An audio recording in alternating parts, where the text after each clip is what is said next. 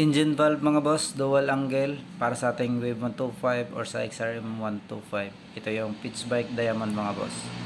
Dual angle na may kasama ng valve seal mga boss. So sa mga naghahanap dyan, engine valve dual angle.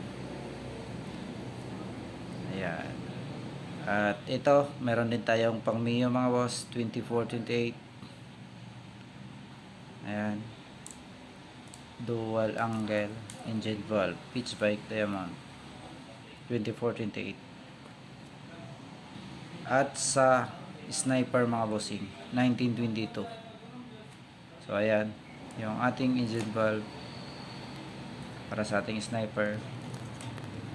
So sa mga interesado nito, silipin nyo na lang yung ating comment section or sa description mga boss. Lalagay ko yung location at andyan din yung number, pwede nyo tawagan mga bossing. Ayan, pitch bike diamond with valve seal. So ayan mga boss. So sa mga di pa nakafollow, kung interesado ma-update sa mga parating pa na parts para sa ating motor, pwede natin i-follow mga boss kung interesado tayo.